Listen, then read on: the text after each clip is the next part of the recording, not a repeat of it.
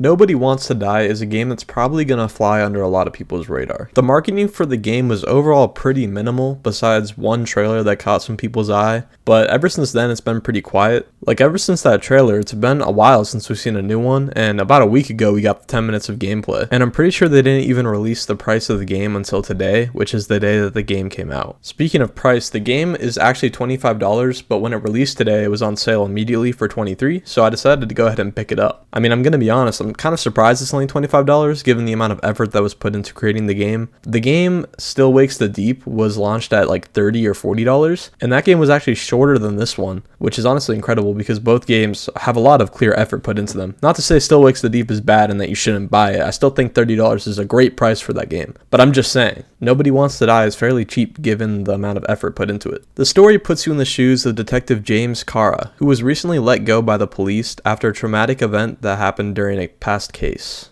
The game begins with you playing as James inside of a 1960s looking cyberpunk flying car, and he's talking to a woman who's sitting right next to him.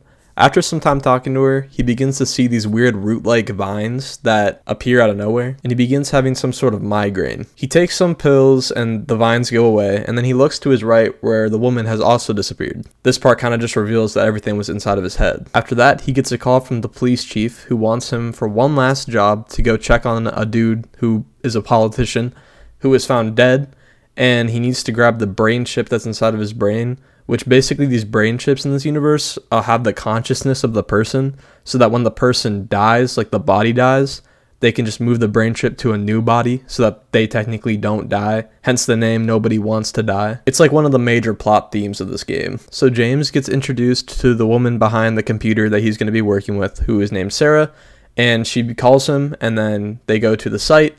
And when they get to the site, he turns on his camera so she can see what's happening. He investigates the body, and then he stumbles across some stuff that he wasn't expecting. And then he kind of dives into the rest of the game where like you're investigating the murder that's actually a lot more than what it seemed at the surface level. Overall, story's good.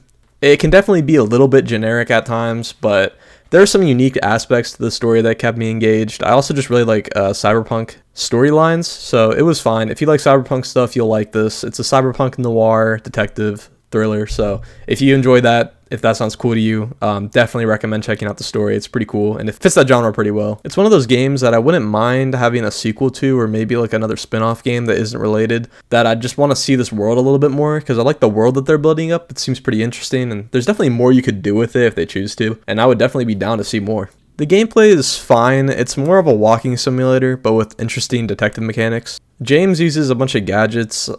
He uses this thing like a glove that lets him reverse time to see what happened on a crime scene. He has a black light that lets him follow blood trails, and then he also has an X-ray. Honestly, the best way to describe it is imagine Batman Arkham detective skills, but then make a whole game based around those detective abilities, and that's basically what this game is. Just obviously set in some cyberpunk universe that has nothing to do with Batman at all, but it's pretty similar gameplay-wise in that aspect. Other than investigating, you walk around a lot.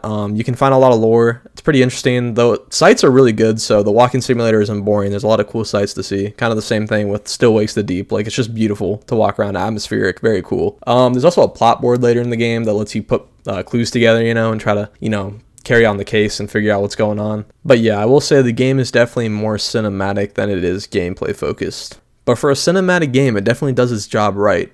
The game has an absolutely beautiful world. It's gorgeous. Each location is very nicely detailed, and the city is actually very, very impressive. This is the first game ever made by Critical Hit Games, and honestly, dude, the city and the amount of effort they put into it is like very obvious, and it's very impressive to see. If you like the Blade Runner series, you will love the world. It's just like Blade Runner, very similar, but it also has that neo-noir aspect to it that is just very cool. It's a very cool combination. Blade Runner 2049 is one of my favorite movies ever made, and so I might be a little bit biased, but I mean, you can't say this isn't fucking awesome. Nobody sticks their head outside anymore, as if they wanted to believe this ugly world does not really exist, huddled in their little flats over the few cents they managed to save towards a new body, never asking themselves whether the survival instinct makes the urban rats happier Or is this only the selfish genes, free riding on the suffering of subsequent generations? So yeah, it's graphically beautiful, but it also has really good performance, at least on PS5. That's what I played it on, and I had no frame drops, nothing, no crashes, 60 FPS the entire time. I've heard of minor issues on the PC, but from what I've heard, it doesn't sound too bad, so there shouldn't be much to worry about there.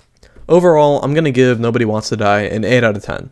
The story, graphics, and performance were great. Can't help but really love the atmosphere and the cyberpunk environment and storyline that they're telling here, and it does its job very well. The only place that it really falls off is when it comes to the gameplay, and yeah, okay, maybe walking simulators aren't your thing. I'm okay with them, so I didn't have a huge problem with it. So I was able to play through the game, although I do think the gameplay still fell short at times, even though it's a walking simulator. But it wasn't enough to turn me away from the game, and I still played it all the way through, and I really enjoyed it. So yes, overall, I do recommend this game, and if you watch this video all the way through, I want to say thank you, and then I'll see y'all later.